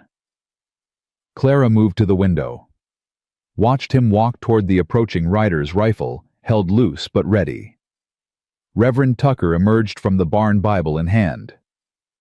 Dr. Price stood on the porch, medical bag at her feet like a statement. Henry positioned himself by the water trough, weapon visible. 4 against 8. But somehow, watching Jacob stand his ground, Clara thought maybe it was enough. Silas Whitfield looked like he'd dressed for church. Clean coat, polished boots, hair slicked back. Only his eyes betrayed him, wild with rage barely contained beneath a surface of false calm. Thornton. He pulled his horse to a stop 20 feet from where Jacob stood. You've caused a lot of trouble. Just getting started. I've got legal papers this time. Silas waved a document. Signed by Judge Morrison. That woman in your cabin is my wife. Those children are my property. The law says you hand them over, now. Judge Morrison's in Silas's pocket, Dr. Price called out. Everyone knows it. His signature isn't worth the paper it's printed on. Silas's eye twitched. Stay out of this, Eleanor. This doesn't concern you. I've got 6 years of medical records that say otherwise. Lies. All of it. My wife is clumsy. She falls. Everyone knows you beat her. Reverend Tucker stepped forward. We all know. We've all seen. We just didn't have the courage to speak. Well, I'm speaking now. What you've done to that woman is a sin before God and man. You married us. Silas's composure cracked. You stood in your church and blessed our union. And I've regretted it every day since. Tucker's voice rang clear. I was blind. I was a coward. But I see now. And I won't be silent anymore. Sheriff Garrett shifted uncomfortably on his horse. Silas, maybe we should wait. Talk this through. There's nothing to talk about. She's my wife. Silas's horse danced beneath him, responding to his anger. The law is clear. A woman belongs to her husband. I have every right to discipline her as I see fit. Discipline. Jacob's voice cut through like a blade. That what you call beating a woman bloody in front of her children, discipline? How I manage my household is none of your concern. You made it my concern when you dragged her into the street, when you used a strap on her while her daughters watched. Jacob stepped forward. I've seen a lot of cruelty in my time, Whitfield, but what you did, that wasn't discipline. That was evil. Silas's face went purple. You dare. I dare plenty. And I'll dare more before this is over. One of Silas's men, a thick-necked farmer Clara didn't recognize, urged his horse forward. We ain't here to talk, Silas. You said we'd get this done quick. Sun's burning daylight. He's right. Silas pulled a pistol from his coat. I'm done negotiating. Hand over my wife and children, Thornton, or we ride you down. Try it. The words hung in the cold air. Nobody moved. Nobody breathed. Then hoofbeats. Coming fast from the east. Every head turned. A single rider appeared over the hill, pushing hard coat flying behind him. That's Billy Warren, Sheriff Garrett said, squinting. The telegraph operator. Billy pulled his horse to a sliding stop, gasping for breath. Sheriff message came through. Judge Harrison's on his way. He's got federal deputies with him. Says nobody's to do anything till he arrives. Silas's face contorted. When tomorrow morning, maybe sooner if they ride through the night. That's not soon enough. Silas raised his pistol. This ends today. Silas, wait. Sheriff Garrett reached out. The shot cracked across the valley. Jacob spun, grabbed his shoulder, went down on one knee. Clara screamed. Everything happened at once. Henry fired. One of Silas's men tumbled from his horse. Tucker dove for cover. Dr. Price was already running toward Jacob, medical bag in hand. Clara didn't think, didn't plan. She grabbed the rifle Jacob had left by the door and burst onto the porch. Clara, no! Dr. Price shouted. She raised the weapon, found Silas in her sights. Her hands shook, her heart hammered. Silas saw her, smiled. Going to shoot me, wife. You don't have the spine. Don't test her. Jacob struggled to his feet, blood seeping between his fingers. She's got more spine than you'll ever know. She's nothing. She's worthless. 3 daughters and not 1 son. She's cursed and everyone knows it. The only curse, Clara said, her voice steady even as her hands trembled, was marrying you. She pulled the trigger. The shot went wide, clipped Silas's hat off his head. He ducked momentarily, stunned. It was enough. Jacob tackled him off his horse. They went down hard, rolling in the snow, fighting for control of Silas's pistol. Clara lost sight of them in the chaos. Sheriff Garrett dismounted, hands raised. Everyone stop! Stop, this has gone too far. Then make it stop! Dr. Price shouted back. Call off your men. They ain't my men. They're his. Garrett pointed at where Jacob and Silas fought. I never wanted this. I just wanted to do my job. Your job. Tucker emerged from cover, face red with anger. Your job is to protect people, all people, not just the ones with money. Another shot rang out. One of Silas's men, the one who'd urged action, had raised his rifle toward Henry. Henry was faster. The man fell. Suddenly, the remaining hired men were looking at each other, at the bodies of their companions, at the chaos around them. I didn't sign up for this, one muttered. He turned his horse, rode away. Another followed, then a third. Within seconds, only Silas and Sheriff Garrett remained of the original 8. Jacob and Silas fought like men possessed. Clara watched helpless as they traded blows. Jacob was wounded, bleeding, weakening with every passing second. But he wouldn't stop, wouldn't yield. Silas got the upper hand, pinned Jacob beneath him, wrapped his hands around Jacob's throat. Should have minded your own business, Thornton. Silas squeezed. Now you'll die for another man's wife. How does that feel? Jacob clawed at Silas's hands. His face turned red, purple. Clara raised the rifle again. Mama, no! Nellie burst from the cellar, running toward the fighting men. Nellie! Clara abandoned the rifle, ran after her daughter. But Nellie was faster. She reached the struggling men and threw herself onto Silas's back, small fists pounding. Leave him alone! Leave him alone! Silas released Jacob, tried to shake off the child. Get off me, you! He backhanded Nellie. She flew backward, landed hard in the snow. Something inside Clara snapped. She didn't remember crossing the distance, didn't remember picking up the fallen pistol, only remembered pressing the barrel against Silas's temple while he crouched over her stunned daughter. Touch her again! Clara's voice came from somewhere far away, somewhere cold and certain. I dare you! Silas froze. Clara! Jacob's voice hoarse and raw. Clara, don't! He hit my daughter. I know, but if you pull that trigger, you're a murderer. Doesn't matter that he deserves it. Law won't see it that way. I don't care about the law. I know you don't, but your girls do. They need their mama. Jacob struggled to his feet, approached slowly. They need you alive and free, not hanging from a rope because of him. Tears streamed down Clara's face. The pistol shook in her hand. He hurt them. For years. He hurt all of us. And he'll pay for it. I promise you. But not like this. Jacob reached her, gently placed his hand over hers on the pistol. Not like this, Clara. Silas started to speak.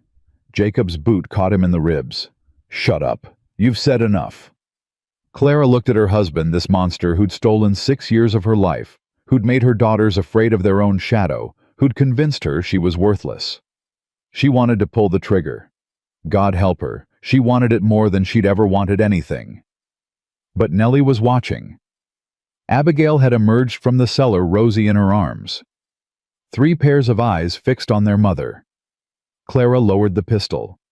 Jacob took it from her trembling hand, pressed it into Sheriff Garrett's chest. You want to do your job? Start now. Arrest this man. Garrett hesitated. On what charge? Assault, battery, attempted murder. Take your pick. Dr. Price appeared, already wrapping Jacob's wound. I've got documentation going back 6 years. Every injury, every accident. It's all recorded. And I'll testify. Tucker stood tall. I'll testify to what I've seen, what I should have spoken against long ago. The judge is coming. Henry kept his rifle trained on Silas. Federal judge, with federal deputies. You really want to explain to him why you let a wife-beater go free? Garrett looked at Silas, at Clara, at the small cluster of people who'd finally found their voices. Then he pulled out handcuffs. Silas Whitfield, you're under arrest. Silas fought the cuffs, screamed, cursed. You can't do this. She's my wife, my property, the law. The law's changing, Mr. Whitfield. Garrett's voice held no sympathy. And you're on the wrong side of it. I'll kill you all, every one of you, when I get out. You won't get out. Clara stepped forward, face tear-streaked but steady. I'm going to testify.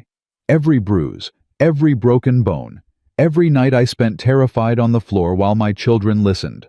All of it. And when I'm done, no judge in the territory will let you walk free. You wouldn't dare. Wouldn't I? Clara knelt until she was eye level with the man who'd terrorized her for 6 years. You taught me to be afraid, Silas. Every day, every hour. But you made a mistake. What mistake? You didn't kill me when you had the chance. And now I'm not afraid anymore. She stood, turned her back on him, walked to where her daughters waited. Nellie threw herself into Clara's arms. Mama, Mama, you were so brave. No, baby, you were brave, running out like that. I had to. He was hurting Mr. Jacob. Clara looked over her daughter's head at Jacob, pale, bloody, but alive. Yes, she whispered. He was hurting Mr. Jacob. They moved inside as Garrett rode away with Silas secured to his saddle. Dr. Price worked on Jacob's wound while Clara held his hand. The bullet had gone clean through his shoulder, painful but not fatal. He'd carry the scar forever. Add it to the collection, Jacob said with a weak smile. How many do you have? Enough to tell stories about. I'd like to hear those stories someday. Someday. His eyes held hers. We got a lot of somedays ahead of us now. Tucker appeared in the doorway. Riders coming, 3 of them, moving fast. Everyone tensed. Clara's hand went to the rifle propped against the wall. Wait. Henry squinted through the window. That's federal insignia. It's the judge.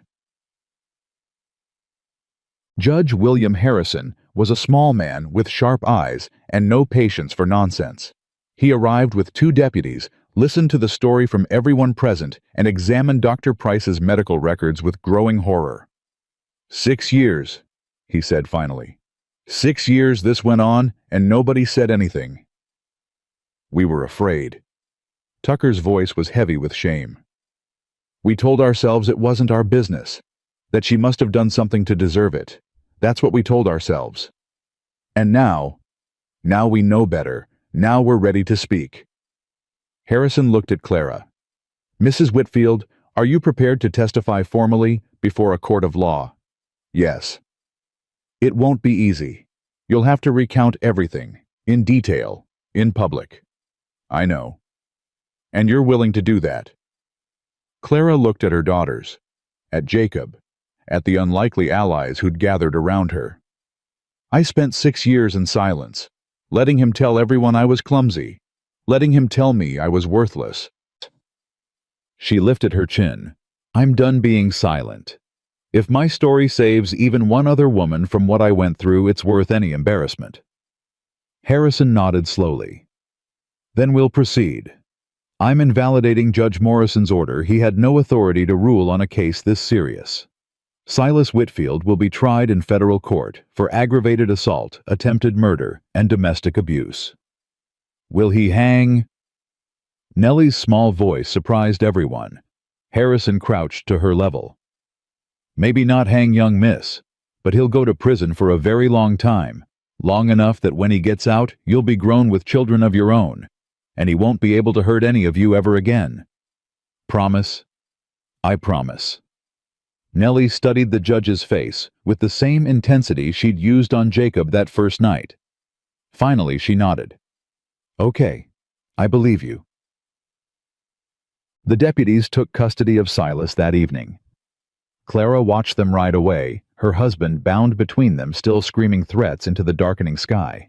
She waited for relief, for joy, for something. Instead, she felt empty, hollowed out, like a tooth pulled from rotted gum. It doesn't feel the way I thought it would, she said. Jacob stood beside her, arm in a sling.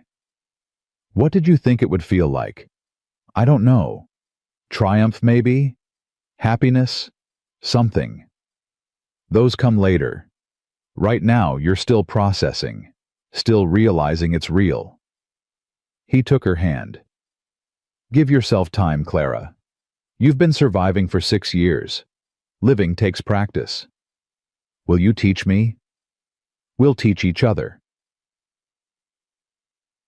That night, with Silas gone, and guards posted, and children finally sleeping peacefully, Clara and Jacob sat on the porch under a sky thick with stars. Thank you, Clara said, for everything. I don't have words big enough. Don't need big words. Jacob shifted closer. Small ones work fine. Then thank you. 2 small words, all I've got. That's plenty. He was quiet for a moment. Clara, I know things are still unsettled. Judge says the divorce will take time, legal proceedings, paperwork. But when it's done, when you're free... Yes. I meant what I said before, about courting you proper. But I want you to know there's no pressure. You've just escaped one cage. I don't want to put you in another. Clara turned to face him. This man who'd ridden into her life like a storm. Who'd fought for her when no one else would. Who'd seen her at her lowest and called her strong. You could never be a cage, Jacob Thornton. You're the key that opened one. His eyes glistened in the starlight. Clara, I'm not ready yet. Not for promises, not for plans. There's too much still unresolved. She took his face in her hands. But when I am ready, when the dust settles and the papers are signed, and I can finally breathe without fear, I want you to know something. What? The answer will be yes. Jacob's breath caught. You're sure? I've never been more sure of anything in my life. He kissed her then, soft, careful, like she was something precious that might break. She kissed him back, hard, certain, like a woman finally claiming what was hers. When they separated, both were crying. I never thought I'd feel this again, Jacob whispered. After Catherine, after Rebecca, I thought that part of me died with them. It didn't die, it was just sleeping. Clara rested her forehead against his, waiting for someone to wake it up. And you? I never knew this feeling existed. Silas made sure of that. But now I know. She smiled through her tears. Better late than never.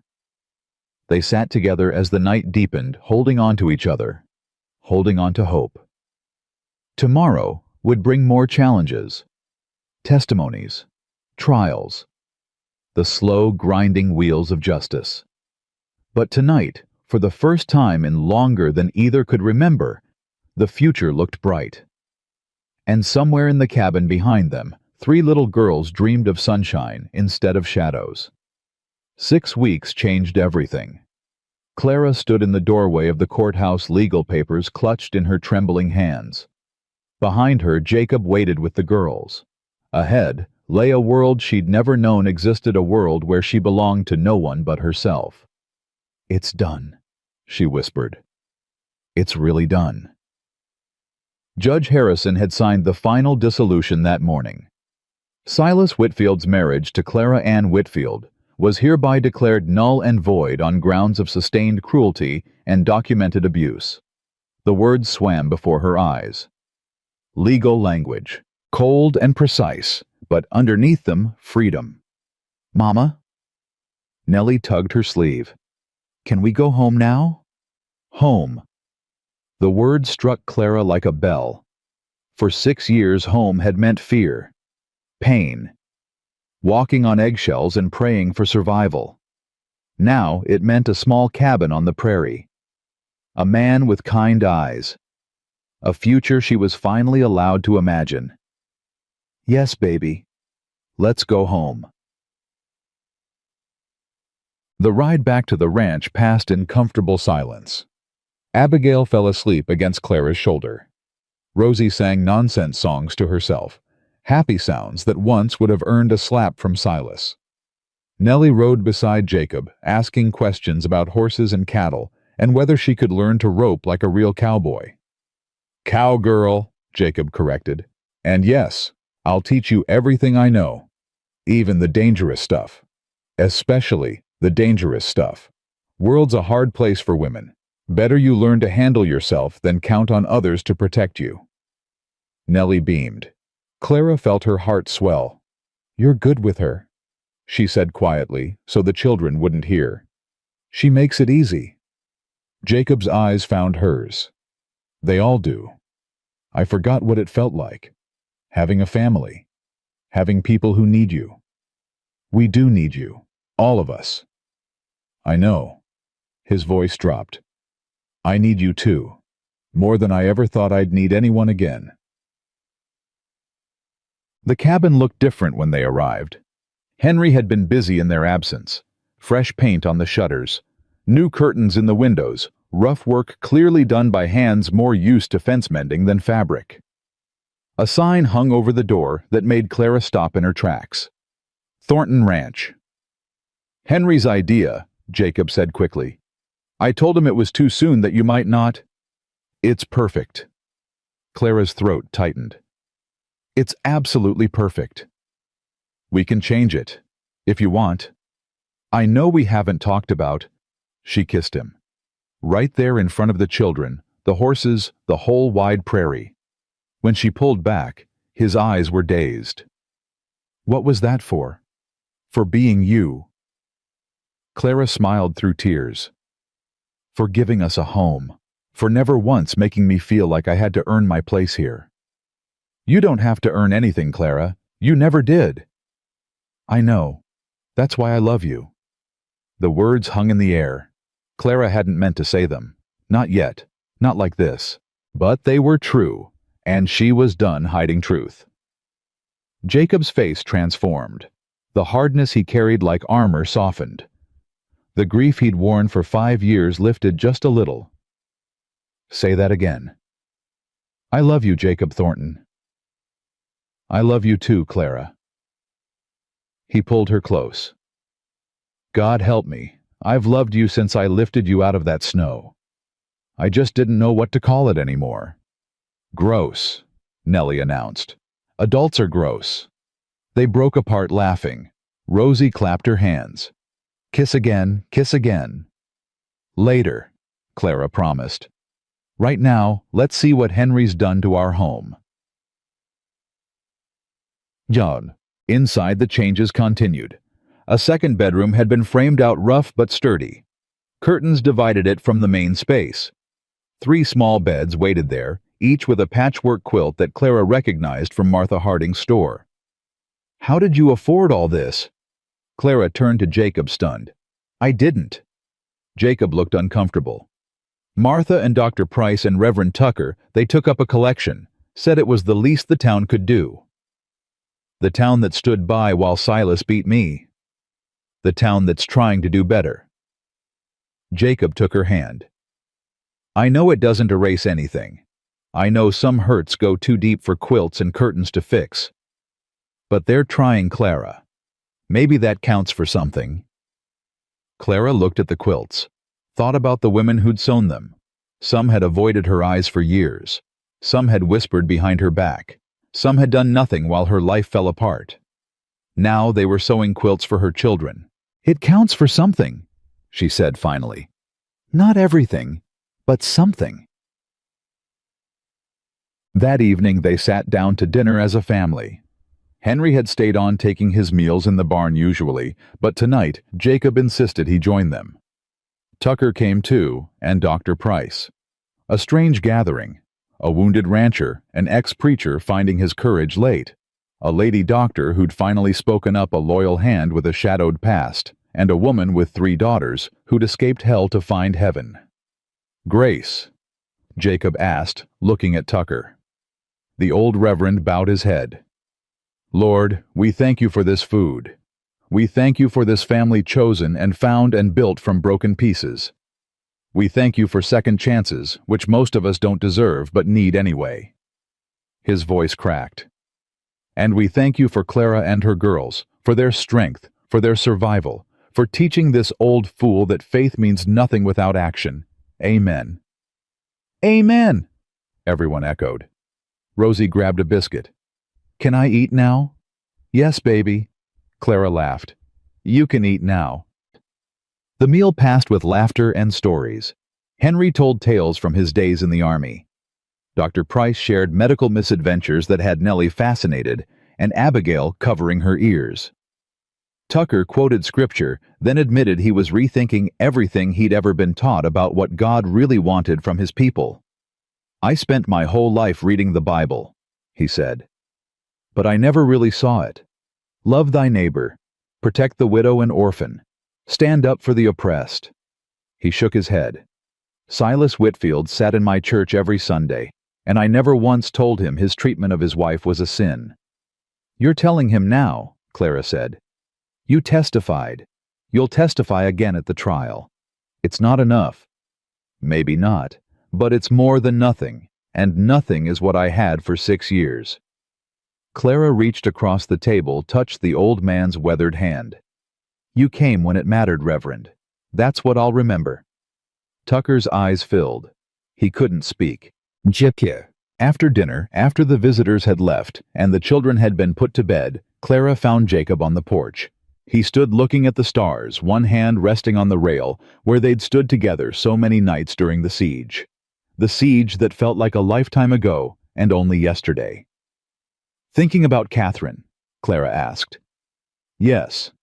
He didn't try to hide it. "And Rebecca? Wondering what they'd think of all this."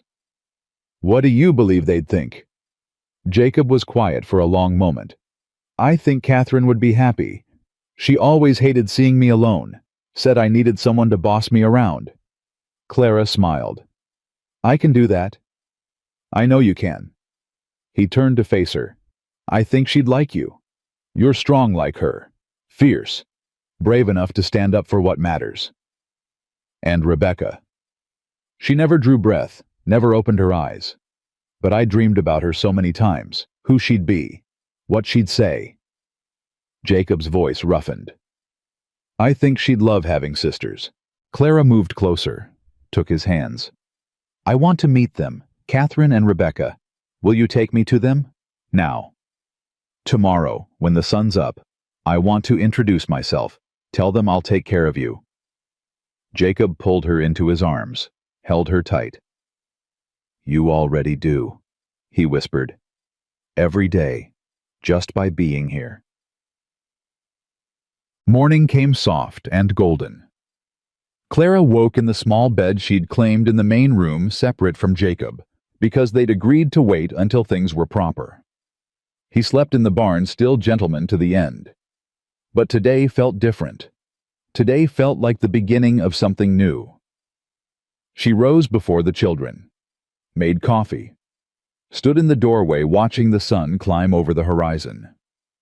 Jacob appeared from the barn, looking like he hadn't slept much either.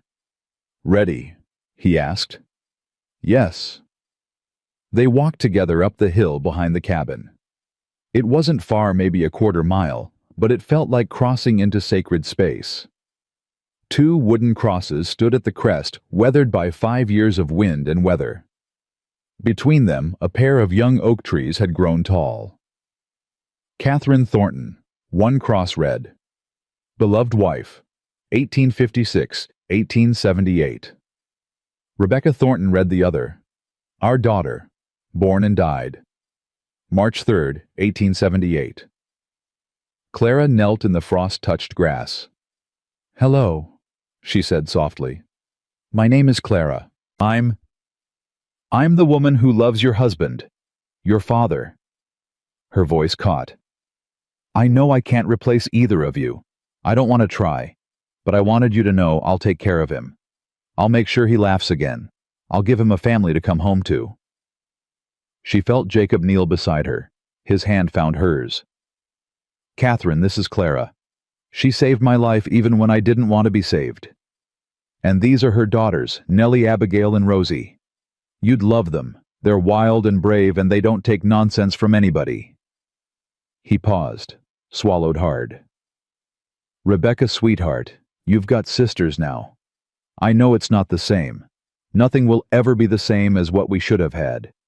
But these girls need a father, and I'd like to be that for them. If that's all right with you." The wind stirred the oak leaves. Somewhere a bird sang. Clara leaned against Jacob's shoulder. "Do you think they heard?" "I think so. I think they've been waiting for me to stop being afraid." "Are you still afraid?" "No." Jacob kissed the top of her head. "Not anymore." The trial came in early April. Silas Whitfield faced a federal court on charges of aggravated assault, attempted murder, and sustained domestic abuse. The courthouse was packed not just from Haven Creek, but from towns across the territory. Word had spread about the rancher's wife who'd finally spoken up, about the strangers who'd helped her, about the new laws that might come from this case. Clara testified for 3 hours. She told everything: the first slap on their wedding night, the escalation, the broken bones, the night spent bleeding on the floor while her children listened. She told it all, voice, steady, eyes fixed on the judge. When she finished, the courtroom was silent. Silas's lawyer tried to cross-examine, tried to paint her as an adulteress, a runaway, a woman who'd abandoned her lawful husband. But Dr. Price's records were irrefutable. Tucker's testimony was devastating. And when Nellie took the stand, 9 years old, small hands gripping the rail, and described what she'd witnessed, even the hardest men in the room looked away. The jury deliberated for less than an hour, guilty on all counts. Silas Whitfield was sentenced to 15 years in federal prison. As the deputies led him away, he turned and screamed at Clara. "You'll pay for this, you and your Mr. Whitfield." Judge Harrison's voice cracked like thunder. "One more word, and I'll add contempt to your sentence. You've done enough damage. It ends now." The doors closed behind him. Clara sat in the courtroom surrounded by people who'd become family, and felt something she'd almost forgotten existed: peace. They married in May. Small ceremony, just the people who mattered. Tucker performed the service, his last official act before stepping down from the ministry to work at Martha Harding's store, where he said he could do more good selling flour than selling sermons he wasn't sure he believed anymore. Clara wore a blue dress that Dr. Price had helped her pick out. Nothing fancy, nothing expensive, just clean and new, and chosen by her own hands. The girls served as flower girls, all 3 of them scattering petals from a basket they'd woven themselves. Rosie kept eating the petals until Nellie slapped her hand. "Dearly beloved," Tucker began, then stopped, cleared his throat. "You know what? Let's skip the formal parts. We all know why we're here." Laughter rippled through the small gathering. "Jacob Thornton, you're a stubborn fool who nearly got yourself killed saving strangers. Clara, you're the bravest woman I've ever met, and I've met a lot of women." Tucker smiled. "You two deserve each other, in the best possible way." "Is that the official blessing?" Jacob asked. "That's the Tucker blessing. Better than official." The old reverend sobered. "Do you, Jacob, take Clara as your wife, to love and cherish in good times and bad, for as long as you both shall live?" "I do." "And do you, Clara, take Jacob as your husband freely this time?" "With no fear. With no obligation, but love." Clara looked at the man who'd ridden into her nightmare and refused to leave. The man who'd fought for her, bled for her, seen her at her lowest and called her strong. I do. Then by the power vested in me by the fact that I'm the only one here who can do this.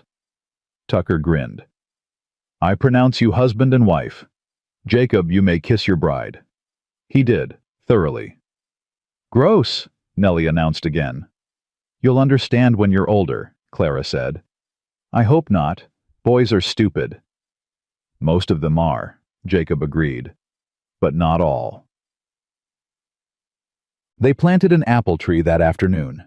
All 5 of them worked together digging the hole, positioning the sapling filling in the dirt.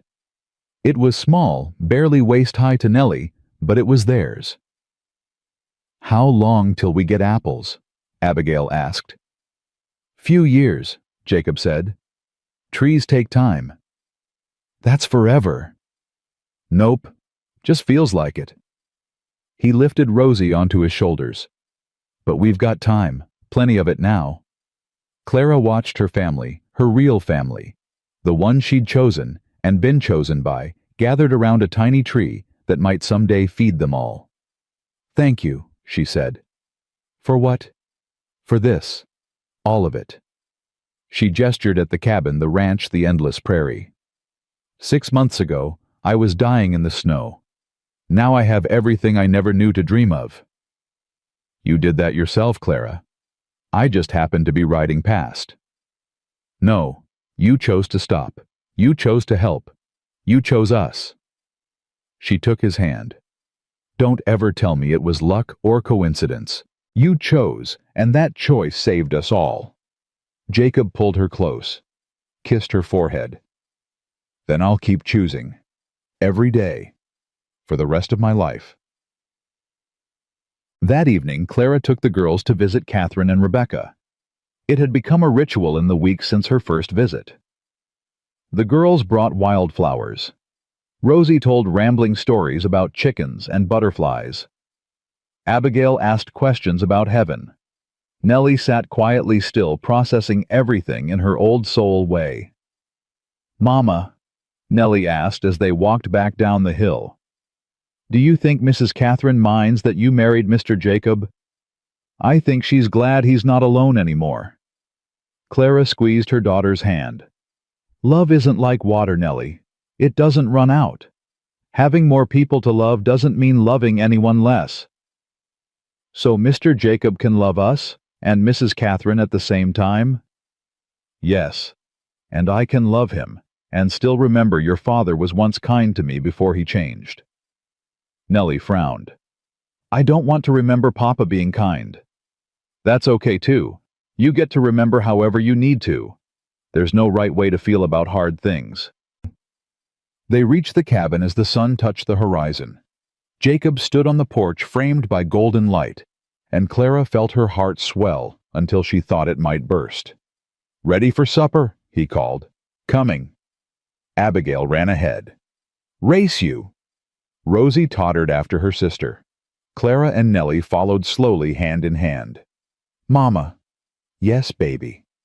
I'm happy. Is that okay? To be happy after everything bad? Clara stopped, knelt down, took her daughter's face in her hands. That's not just okay, Nellie. That's the whole point.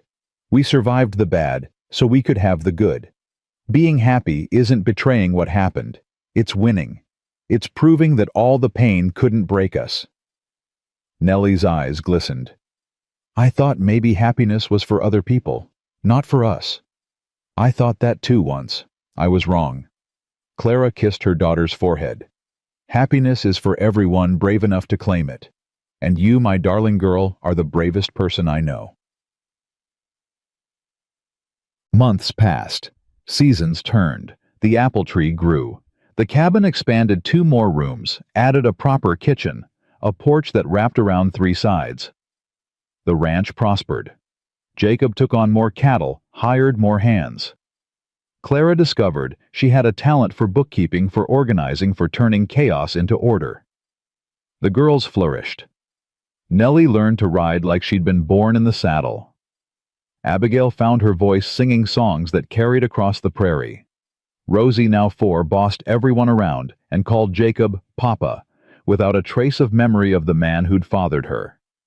And every night, Clara and Jacob sat on their porch and watched the stars. "You know what I realized," Clara said one evening as summer faded into autumn. "What's that?" "I used to count bruises. Every night before I fell asleep I'd count them. How many new ones? How many were healing? It was how I measured time. And now," Clara smiled, "now I count blessings. 3 healthy daughters, a husband who loves me, friends who stood up when it mattered, a home that feels like home. That's a lot to count. More than I can fit in one night. I'll have to spread them out across a lifetime." Jacob pulled her closer. "Good thing we've got one of those." The first apple came the following spring. It was small, a little misshapen, not quite ripe, but Rosie found it on a morning walk and carried it back to the cabin like a treasure. "Look, look, our tree made a apple." Everyone gathered around. This tiny, imperfect fruit that represented years of patience, years of growth, years of hoping something beautiful could come from something planted in pain. "Can I eat it?" Rosie asked. "Not yet, sweetheart. Few more weeks." "But I want it now." "Best things take time." Jacob ruffled her hair. "You'll understand when you're older." "Everyone keeps saying that. When will I be older?" "Sooner than we want," Clara said softly. "Enjoy being young while you can." Later, after the children had been put to bed, Clara and Jacob stood by the apple tree in the moonlight. "I used to think God punished me," Clara said. 3 daughters instead of sons, a husband who hated me for it. I thought I must have done something terrible to deserve that life. And now I think God was saving me. Every daughter was a reason to survive. Every year was leading me here to you to this." She touched the tree's small branches. "I wouldn't change anything, not even the pain, because it brought me home." Jacob wrapped his arms around her from behind. They stood together, breathing the same air, watching the same moon that had witnessed all their sorrows and all their joys. "You know what I think," he said. "What? I think home isn't a place. It's the people you'd burn the world down to protect." "That's very philosophical." "Had a lot of time to think these past years." He kissed her temple. "Came to a lot of conclusions, most of them wrong. But this one I'm sure about." Clara leaned back into his warmth, closed her eyes, let herself feel how far they'd come. From a screaming woman in the snow to this. From a broken man who'd forgotten how to live to this. From 3 terrified little girls to this. This moment, this peace, this love. Jacob. I'm glad you stopped." "I'm glad I did too. No, I mean really. Hundreds of men could have ridden past that day. Most of them would have looked away. But you didn't. You stopped. I told you why. I know. Because of your mother. Because of Catherine and Rebecca. Because you made a promise." "That's right." Clara turned in his arms, looked up at his weathered, beloved face. "Thank you for keeping it." He kissed her. Slow and deep and full of everything they'd survived to reach this moment. When they parted, the first light of dawn was touching the horizon. "New day," Jacob said. "New day." Clara agreed. They walked back to the cabin together to the children who would soon wake, demanding breakfast to the life they'd built from ashes and courage. Behind them, the apple tree stood in the growing light, roots deep, branches reaching toward the sky. Home, they'd discovered, wasn't what you found. It was what you fought for. It was what you chose. And they had chosen each other.